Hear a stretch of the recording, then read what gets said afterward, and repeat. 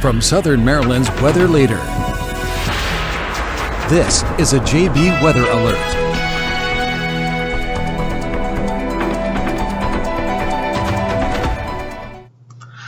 Hello everyone, I am forecaster John Bordash with you to give you your 4 o'clock update here, as we're now doing these updates every hour on the hour to give you an idea of how things are shaping up right now, what radar is looking like, and how the forecast looks to be unfolding across much of our area. As per the normal, if you can hear me fine, let me know in the comments, and I will wait for those comments to come in, and while I wait, I will just let you all know, assuming that you can hear me, that we do indeed have a tornado watch up for the majority of our core coverage zone, Calvert, St. Mary's, and Westmoreland counties. This goes until 11 o'clock this evening, and Anthony says he can hear me, which is great. And this watch, again, goes until 11 for those counties, the northern neck of Virginia, the eastern shore, and on over towards the eastern portions of Virginia. And we're going to continue to watch this. Not too much has changed thus far today. If I can take you on over to radar, this is how things are shaping up right now. We do have rain beginning to try to move into southern parts of our coverage zone, so down towards Lesby, Lexington Park, Scotland.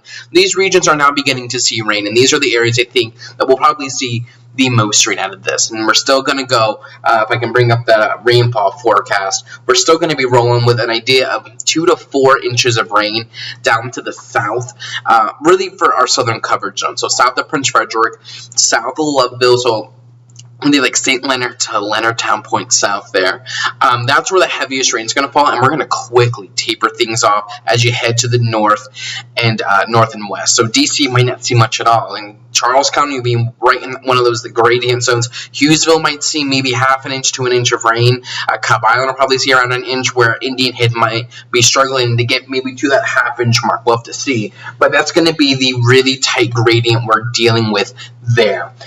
Taking you back over here to radar, though, and if I can put on the national mosaic here, take off our local radar, what we'll see is a tornado watch. But as we zoom out, we are actually beginning to see a couple of tornado warnings now down towards North Carolina, southern portions of Virginia. As we continue to zoom on out, and we'll give this a nice 3-hour loop so we can see how things are kind of progressing here. What we're seeing is as this storm continues to push northward, it's tapping into that Atlantic moisture. There's plenty of wind in the upper levels of our atmosphere, lots of twisting and turning, which is helping to spawn a couple of, at least the potential for some tornadoes. That's why that tornado watch is up, and sure enough, we do have these tornado warnings down here, just to the south and east of Virginia Beach, Newport News, near the Suffolk, Virginia area, near Elizabeth City. This is south of Richmond, and we're going to have to watch all of this as we continue to move here, as the storm continues to move to the north and to the east. One thing I do want to point out with our tornado threat, we'll just first touch briefly on the winds. Again, this has not changed. This is nothing new really to be speaking of, but I'm still forecasting this general idea here for winds. But with the tornado threat, it will be the highest to our south and east. Locations along into the east of the track of Elsa will have the highest tornado threat, and it looks to be in those yellow shaded areas. That's where you have that elevated risk to see a couple of, or at least a few weak spin up tornadoes. Our region is a non-zero threat. We have a marginal setup for it. 1 or 2 weak spin up waterspouts or tornadoes will definitely be possible as Elsa continues to move up the coastline. Let's take you over to Futurecast here. I'm going to play things out. What we'll see, and we will let this play through. Alright, and as we do this, here we go. So this is Futurecast started at 6. This is the 7 o'clock frame. You can see rain continues to move into the region. The heaviest rains remains to the south really until we head after sunset. That's when we start to get those bands and maybe some more moderate and steady rain beginning to move in. Wind gusts beginning to pick up, especially in southern St. Mary's County. And as this continues to move into the region, you'll see that by 11 o'clock, it's really southern Calvert, southern parts of St. Mary's County, where we're seeing some of the heaviest rain totals. North and west, up towards I-95, you might be seeing some rain and some locally heavy downpours, but that won't be the focal point for this. It really will be those southern areas. And as we continue to push this on forward, you can see the rain continues as we cross midnight, and then the last bands begin to move through by about 2 or 3 o'clock, so that by 4 or 5 o'clock when you're waking up tomorrow morning, this is going to be out of here. We might still have some residual flooding issues, and the flooding looks to just be a rainfall-based flooding threat, not a coastal flooding threat due to higher tides or storm surge, but we'll be clearing out.